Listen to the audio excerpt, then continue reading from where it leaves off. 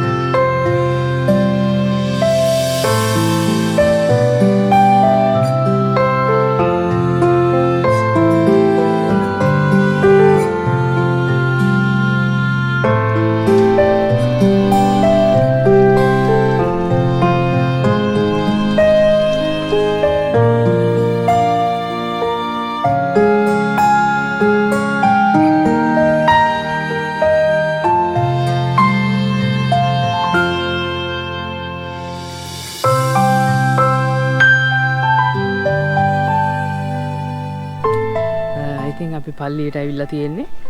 ඔයාලට පේනවනේ ගොඩක් ලස්සන පරිසරයක් තියෙන්නේ.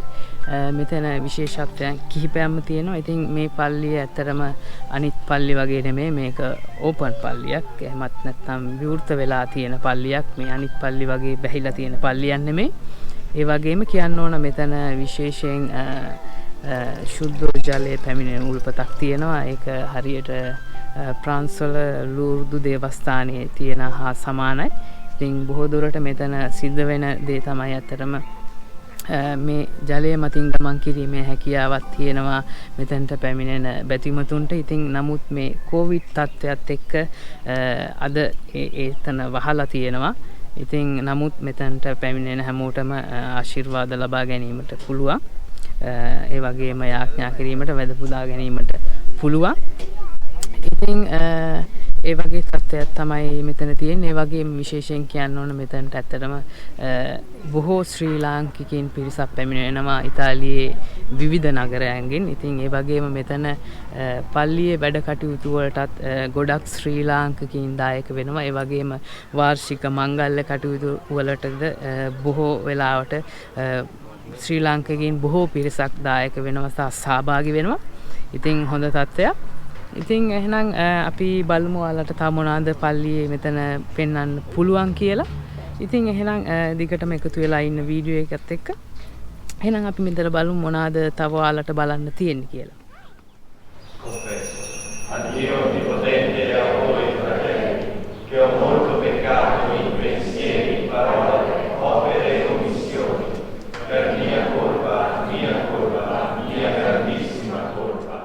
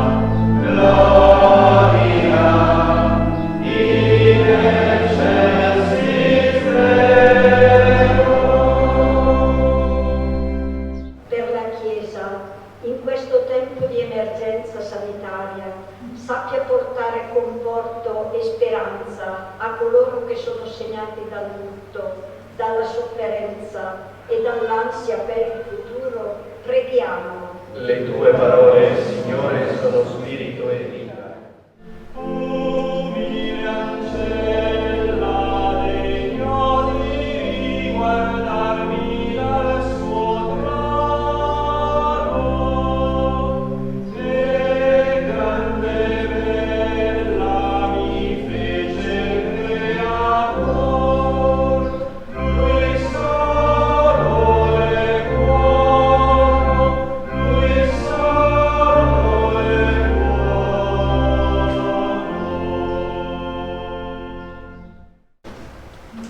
Padre veramente santo, fonte di ogni santità, santifica questi doni con l'effusione del tuo Spirito, perché diventino per noi il corpo e il sangue di Gesù Cristo, nostro Signore.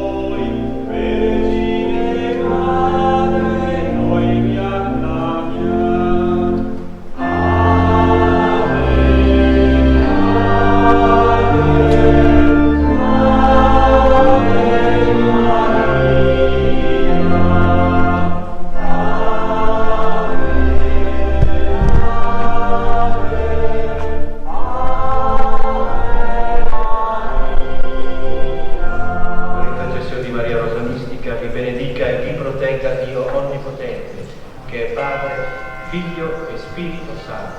Amen. Nel nome del Signore andiamo in pace.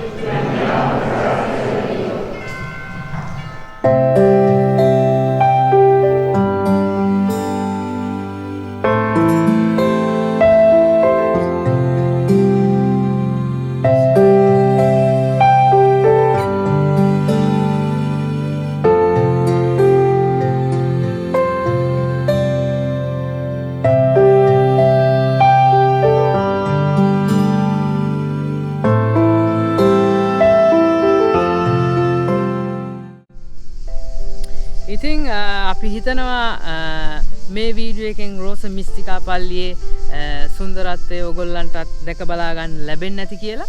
ඉතින් ඒ වගේම කියන්න ඕන මේ වගේම තවත් video ඉදිරියේදීත් අපි කිරීමට බලාපොරොත්තු වෙනවා. ඔයගොල්ලෝ අපිව තාමත් subscribe කරලා නැත්නම් දැන්ම subscribe කරන්න. ඒ වගේම මතක් කරලා bell icon එකත් click කරන්න. එතකොට අපි දාන වීඩියෝ ඉක්මනින්ම ඔයාලා ළඟට ගෙන්වා ගැනීමේ හැකියාව ලැබෙනවා.